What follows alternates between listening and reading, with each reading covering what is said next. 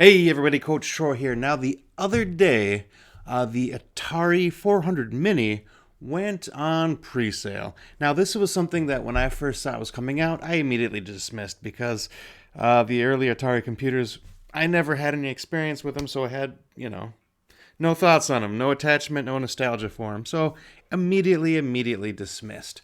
But the more I'm thinking about them, the more I'm seeing and learning about them, the more I'm thinking, maybe this isn't something I should just so easily dismiss and might actually be worth picking up. So I thought about it a bit, and here's what I've come up with. Now, the 400 Mini, it's not just going to be games from the Atari 400 computer. No, it's going to be 400, 800, 130XE, as well as 5200 console games. So that immediately makes it a little more enticing that it's covering this larger section. It's not so niche. When I heard Atari 400, I thought that's way too specific. I mean, it's cool, but that's just such a small niche area. So that alone is making me think about it a little bit more. Now, I never got into any of the Atari computers.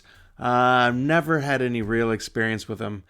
So unlike other consoles I didn't own, like the ColecoVision and 5200, etc., where I at least knew people who had them and I had played them a little bit, these computers I had no interaction with whatsoever. Like all the cool kids, my first home computer was the Commodore 64.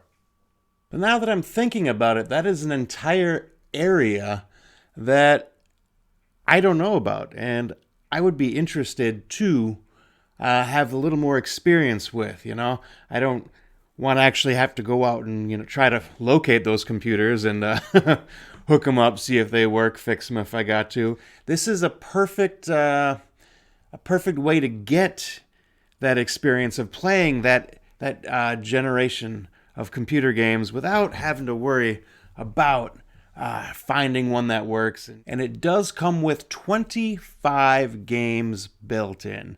I'm going to put a little link to a spot that's got all 25. I'm not going to rattle them off right now. But you will have 25, which is, by the standards now of what you get in a lot of these plug-and-play kind of mini consoles, whatever, that's not a lot. That is a small amount. But as these are computer games as opposed to console games, there's usually a little bit more going on in them.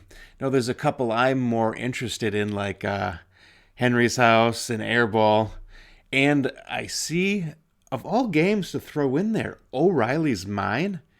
Like, that's a game that I thought only I had even played. I don't know anyone that's actually even played that game. The fact that I saw that on there actually that was one of the things that also made me double think whether or not this is something I should be interested in. But again, 25 is not a lot of games.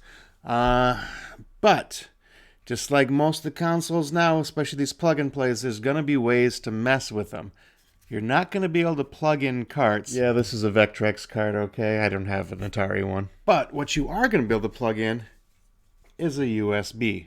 So if you have a way to get ROMs and put them on this bad boy right here, and yes, you do have ways to get ROMs, we all do, then your list of games goes from 25 to the entire library, pretty much. So as long as you're willing to put in the time to find the games that you want, then you should not be too disappointed in the list of games. I'm also a fan of the fact that they went with the USB over the micro SD. I don't know, I just think these are easier to mess with and use. So again, while this was not a system that I was super interested in at first, and I've got no history with, the fact that it is more than just one single computer, but several, and it has pretty much the entire library of games, if you're willing to put in that time and effort, makes it much more enticing and definitely made me have to give it a second look. Now, the price of $120 just to do some exploring where I'm not sure, and I'm not sure I'm going to feel about it, might be a little much, but knowing that they have been expanding on what they've got now with the GameStation Pro and the 2600 Plus, I'm pretty sure that they're going to do a little bit more with the 400 system. What you see right now, there's going to be more added onto it. There's got to be, right? I'm not sure what it's going to be, but there'll be something. So while I'm still not 100% sure if I'm going to get one, and maybe even leaning towards no, yeah, I'm definitely leaning towards no right now, it's still something I'm not going to just completely ignore, and I'm going to keep an eye on this. And maybe I just might end up grabbing one in the near future. So tell me, is there anything else I should be considering while I'm thinking about this system? Or should I just forget it completely? What are you guys doing? What are you guys thinking? All right, let me know. This is Coach Troy, and I'll see y'all next time. Thanks for joining me as I start my journey into the world of retro gaming. If you're interested in my other hobbies of fitness or board games, check out my other channel. Anyways, this is Coach Troy. I'll see y'all next time.